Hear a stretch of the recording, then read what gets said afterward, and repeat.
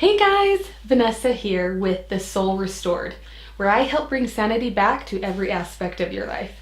So today I wanted to talk to you guys about my cleaning schedule and the routines that we have in place to keep our house clean and stay on top of things. Okay, so I might do it a little bit differently than other ways that you've seen it, but this is just what works well for my family, and this has been years in the making. So as different problems have come up for us and as we have fallen in and out of patterns, creating this routine and setting it up this way has been super helpful for us so that everyone in our family can see it and recognize what the needs are, when they are to be accomplished, and just ensuring that everything gets done on a regular basis.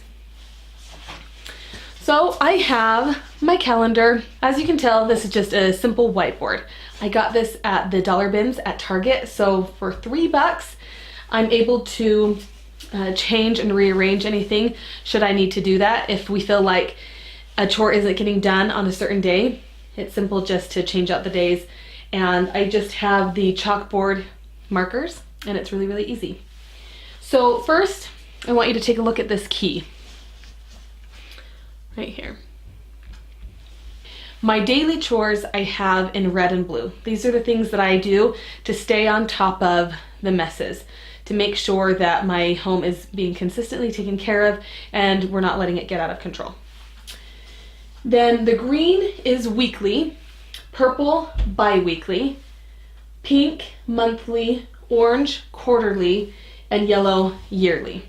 So things that need to get done, not as important. So up here, I wrote out what it was, and then for the daily, we do kitchen, water, plants, and weed. Now, weeding is a big fat lie, but it is a goal.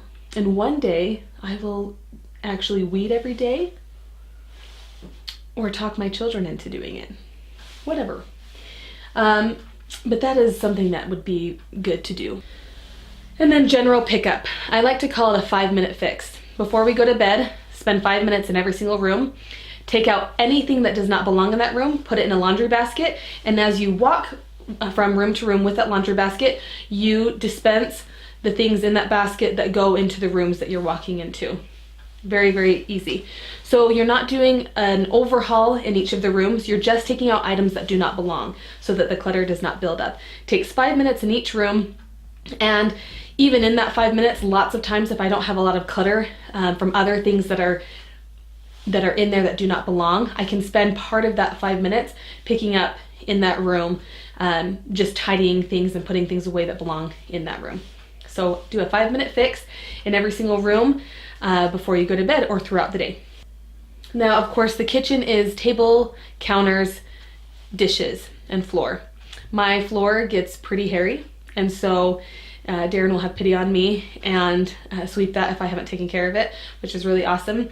But we try to stay on top of the dishes by having the kids empty the dishwasher and put their dishes away every single morning, and then I can put dishes in throughout the day. And then during the night, they're washing, and again, morning comes, they take them out again.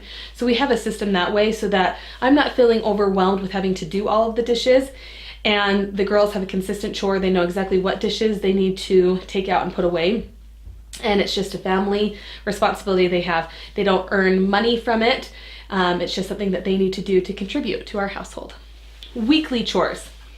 Taking out the garbages. So my little girls will take turns holding the bag and dumping the garbages, and they'll just go around to every room in the house and empty out all the garbages. And then they just take it to the front door, and if it's warm outside, they'll go and take it out to the dumpster. If not, they'll put it by the front door and I will take it out. I should probably make them do it and take it out to the dumpster every time.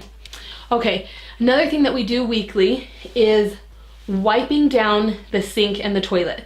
So I just leave Clorox wipes underneath the sink of the bathroom, and so the girls will just wipe down the sink, then the toilet, not vice versa. So they just take the Clorox wipe down the sink, wipe down the toilet, and as you can see, that is a chore that is to be done on Mondays. This one I just changed, and I'm sorry, I'm just noticing it. I put laundry as weekly. For years, years I've been telling myself I'm only going to do laundry once a week, or I'm going to split it up and do it 2 days a week. Just recently, I have found the greatest peace in doing it every day. So I will literally do one load every single day, and I can do the load.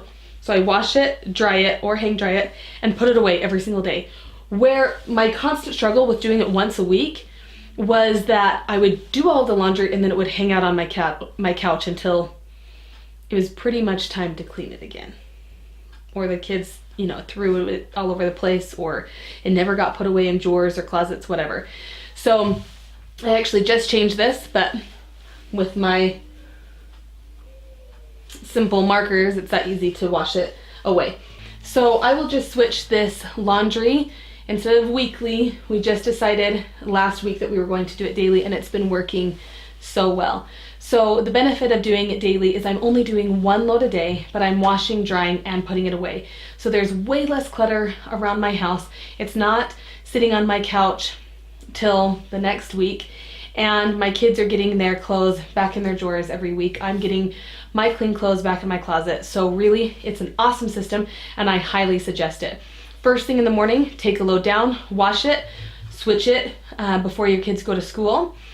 And then you've got the rest of the day to hang it up or iron if you need to, fold. And then of course, kids' clothes.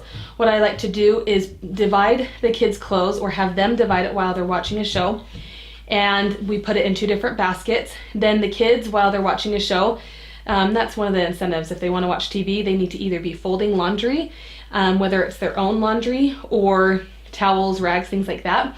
And so they get to watch as long as they're folding. But if we look over at them and they're not folding, TV goes off. On Wednesday, we do all of the garbages because our garbage day is on Thursday. And so that way I can cram in any last garbage before it goes out, and making sure that I get everything out of my house that needs to be. And then that way it's totally ready to go out on garbage day. Then on garbage day, the next day, on Thursday I will do vacuuming. And then on Saturday, we just do cleaning around the entire house. So whatever needs to be decluttered, we go ahead and do that. We just want to prepare the house for Sunday so it's clean, and we just work all over the house to get everything tidy. We're mostly decluttering and doing surface cleaning. We're not doing a lot of deep cleaning on this day because I have deep cleaning dispersed around the month. But anything that needs special attention, will take more time on Saturday to do that. And just making sure that the house is clutter-free and prepared for Sunday. Bi-weekly. On Monday, I will mop every other week. Then on Wednesdays, I deep clean my bathrooms. That is the day for that.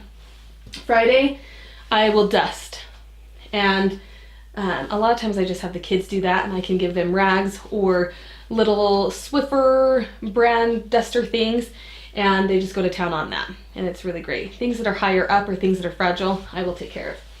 Then on Saturdays, heaven forbid, we clean up the cars, because goodness knows if I didn't have the carpool line and the nice ladies that open the car door when I drop my daughter off at school and when I pick her up, if they didn't see my car on a regular basis, I don't think I would clean it. But because out of sheer shame and embarrassment, I have fixed that one into my schedule. Then every other week, I'm doing those things. Monthly, we're organizing one room.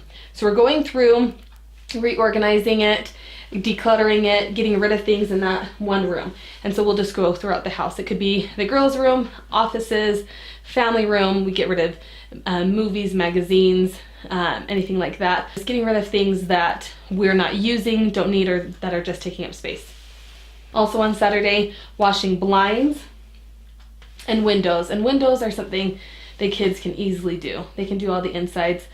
Parents can do the outsides if it's the time and season for that. And then DI donation. If you know me, you know that I love to declutter and I love to throw things away. And really, because it is so peaceful and we've kind of trained our kids to enjoy doing it, they are okay doing it. They know that they're not hurting for clothes, they're not hurting for toys, they know that they will receive those things as needed. And so they're willing to get rid of things that are not being used. They like to donate to other families and kids that can use them. And they know that that's what it means when they're giving it away and donating it to a thrift store. And they like to have room for new things. So really it's a win-win for everyone, and there isn't too much of a fight with my kids to get that done. And the peace that you get from decluttering is just freaking awesome.